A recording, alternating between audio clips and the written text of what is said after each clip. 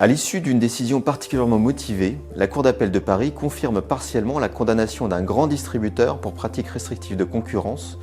du fait de l'imposition à ses fournisseurs d'avoirs non prévus.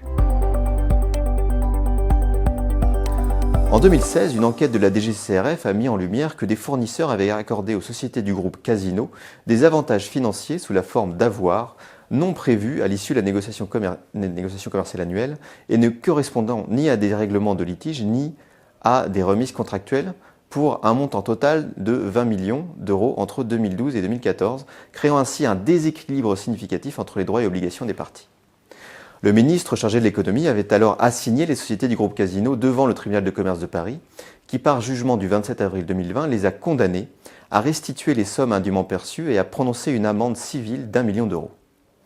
Le ministre a interjeté appel de ce jugement, portant notamment sa demande d'amende civile à 2 millions d'euros. Il convient ici de s'appesantir sur l'appréciation qu'a fait la Cour d'appel de la réunion des critères de l'ancien article 442.6, 1 deuxièmement du Code de commerce.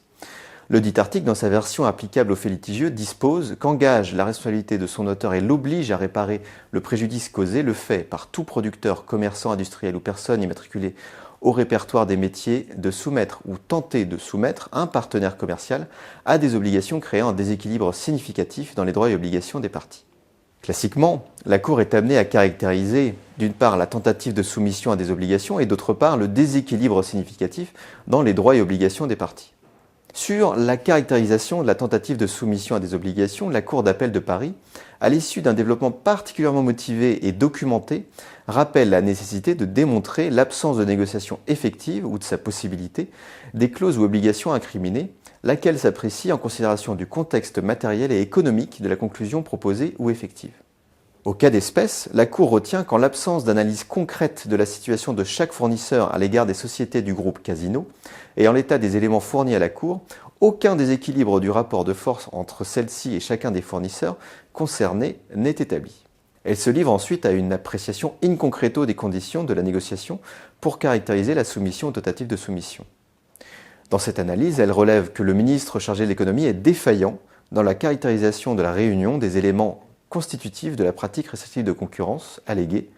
pour chaque fournisseur en ce qu'il s'est dispensé d'une analyse concrète, fournisseur par fournisseur, des conditions dans lesquelles les avoirs ont été sollicités et acceptés ou imposés et qu'il en a déduit de considérations générales l'illicéité de la pratique considérée globalement et illustrer son propos par des exemples choisis.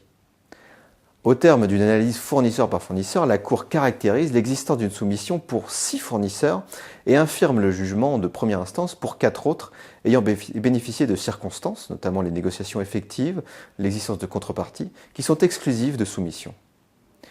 Sur la caractérisation du déséquilibre significatif, la Cour se livre à une appréciation individuelle de la situation de chacun des 6 fournisseurs identifiés précédemment, pour retenir que l'absence totale de contrepartie réelle et la faculté de modification unilatérale du contrat par les sociétés du groupe Casino, qui est ici matérialisée par l'imposition d'avoirs nombreux et importants, permettent d'établir le déséquilibre significatif. En définitive, la condamnation des sociétés du groupe Casino est confirmée s'agissant des 6 fournisseurs pour lesquels la réunion des critères de l'ancien article L442.6 du Code de commerce est démontrée, et l'amende civile prononcée est réduite à 600 000 euros.